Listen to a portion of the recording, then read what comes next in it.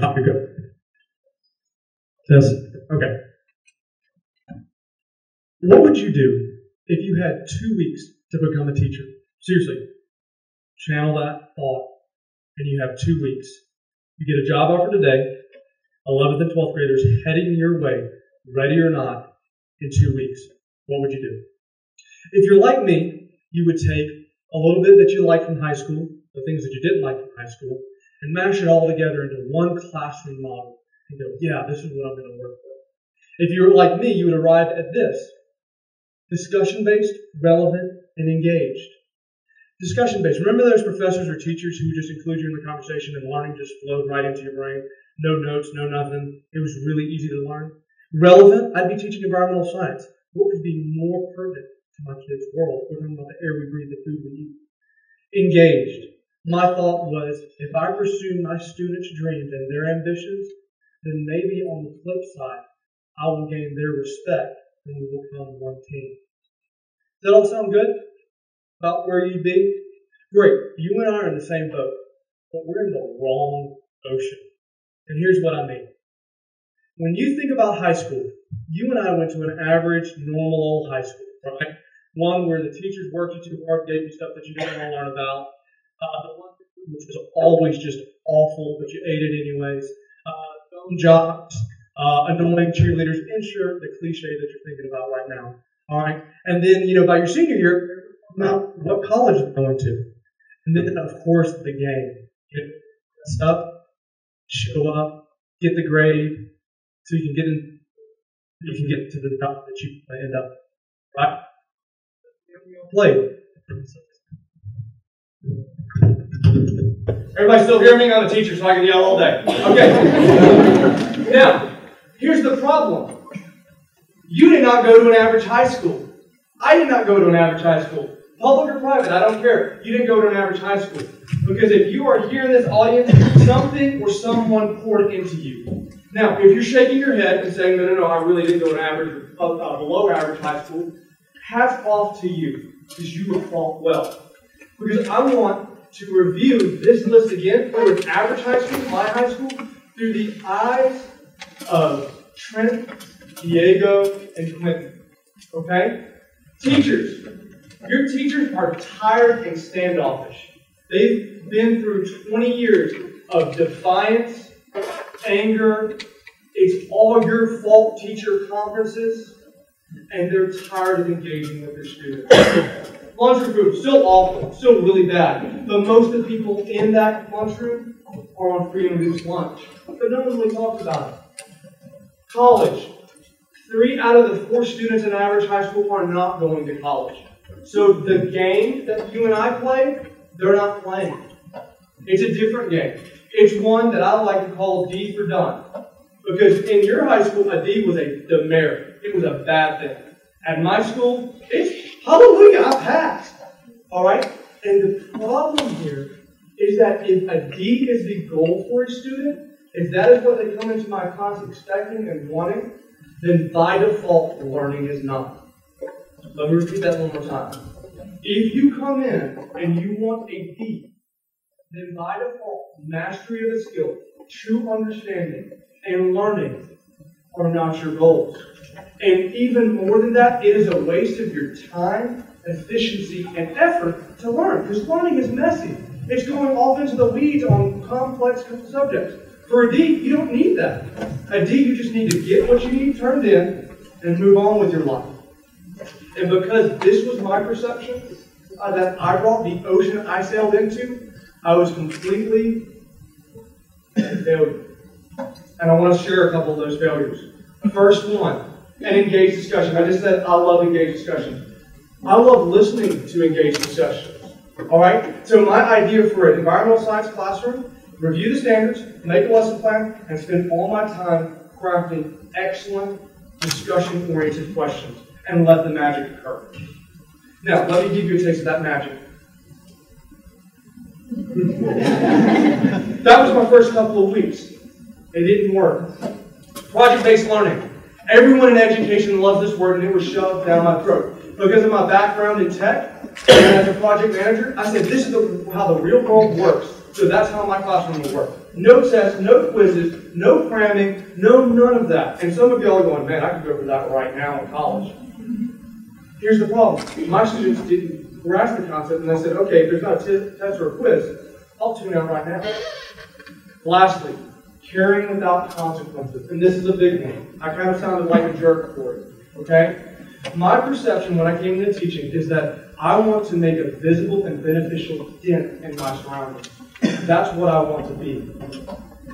When my kids heard this, they heard, oh, I'm used to being yelled at or being told I'm getting in the way of a teacher being a great teacher. What's the irony there?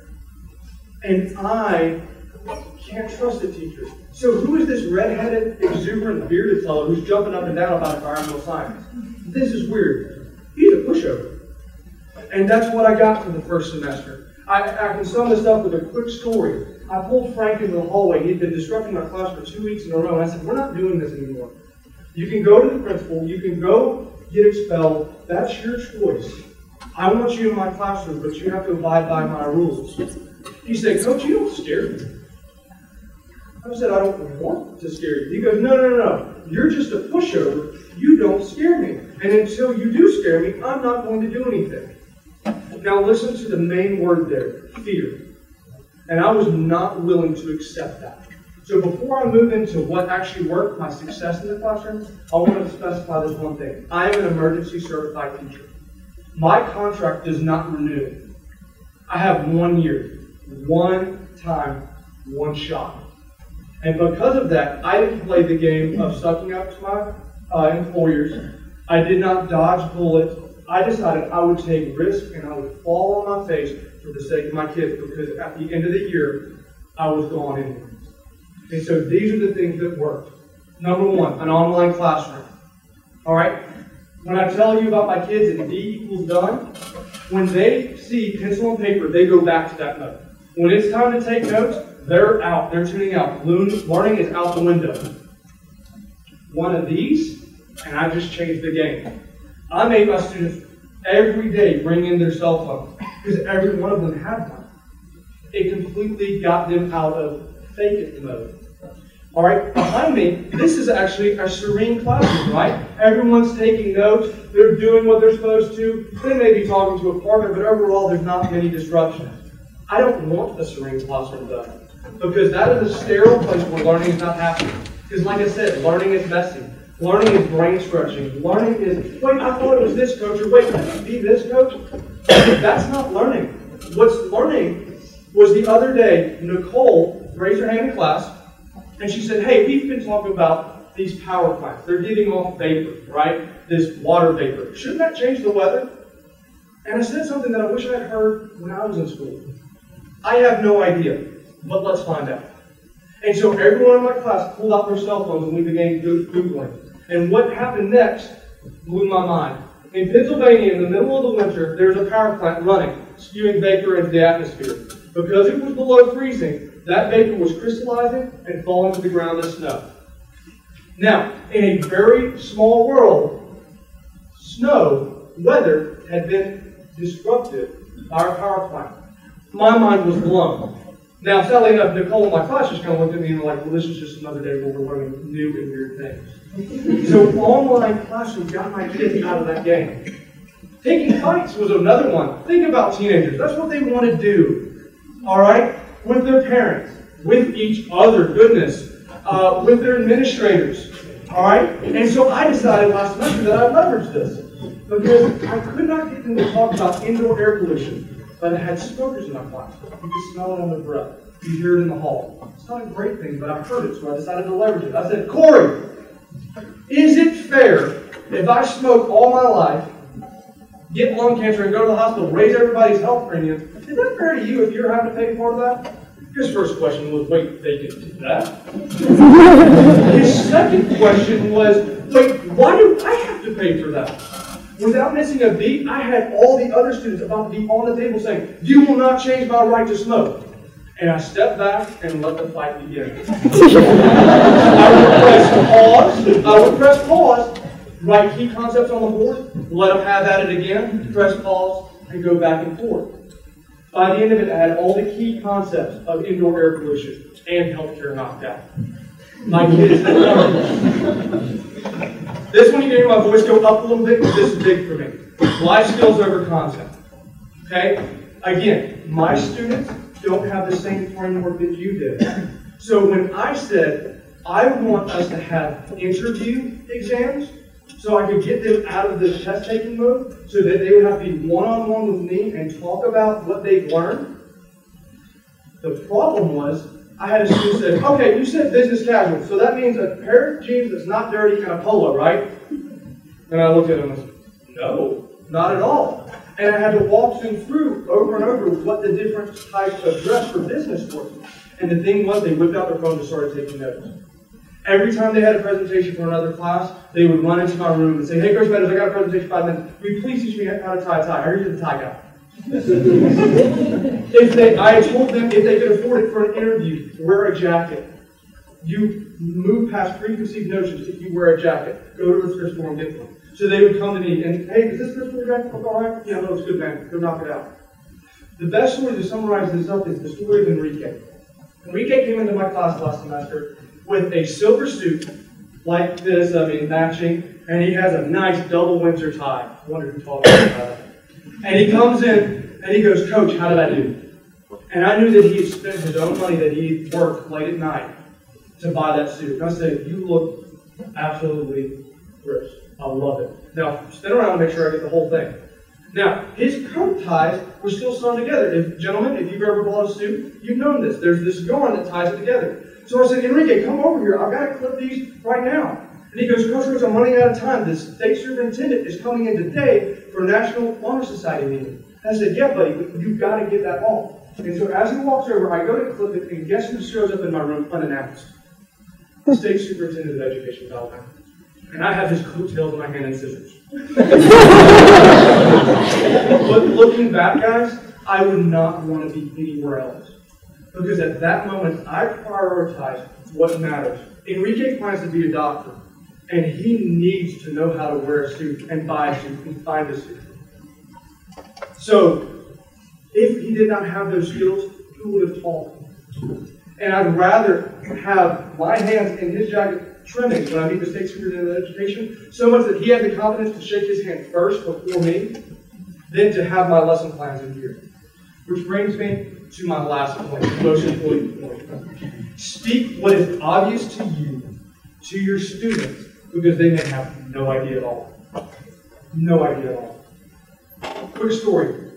We were having a debate in one of my classes, and I had this firmly spoken girl who always was so quiet, but in the debate realm, she became fierce. She was a monster. Not muchling, not rude, but just fierce. And I looked at her one day and I said, Nisha, we plan on going to law school? And she looked at me, and she looked down, and she got me on the class. She said, nobody's ever said something like that to me. Do you think I can actually pull it off? And I was like, yes, so let's get cooking. And the thing was, though, will she go to law school? I have no idea. Is there a good chance she actually won't? Of course. But you want to know how I can guarantee that she won't? Keeping my mouth shut. Never affirming the characteristics that I saw in her. The story I would like to end on is the story of Ariel. And last semester, I had a couple students hanging out outside my class, and she was crying. That's a red flag. You never want to see crying in the classroom. And so I walked over and said, hey, are you okay? She goes, hey, I need to know if you mean what you said. I think I'm back. Yeah, I think of myself as an honest person. I'll give you such a textbook answer. She goes, no, I need to know if you mean what you say. And I said, yeah, I'm a genuine person. I shot you straight. She goes, earlier you said I should go and work at an advocacy organization. Is that true? And I looked at her and I said, yeah, you'd be great for it. She goes, see, here's the thing. No one has ever told me that I could be anything. And because of that, I knew I was going to be a failure. So that's what I did in class. She said, even my mom said all I was going to be good for is cleaning houses. So don't try. At that moment, what is the most important thing? So I thought, you're not going to hear me talk about, you didn't hear me talk about it all today. standardized assessments, Common Core, the buzzwords that are politically charged in education. Why? Because they don't matter to my students. What matters to my students is not the political buzzwords that won't ever change them. It's people who are willing to step up to the plate and challenge them, who are willing to fail and fail again, because I can promise you I could have made that slideshow 4 hours long with failures. And willing to move into their lives with love, compassion, and hot pursuit that they're playing the wrong game.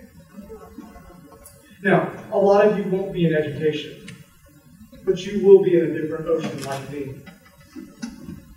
Move into those areas, again, with a willingness to fail, a willingness to try the unknown, and a willingness to pursue those who may not be on their right path, who could be so much more. Because as I found out, if you don't, who will?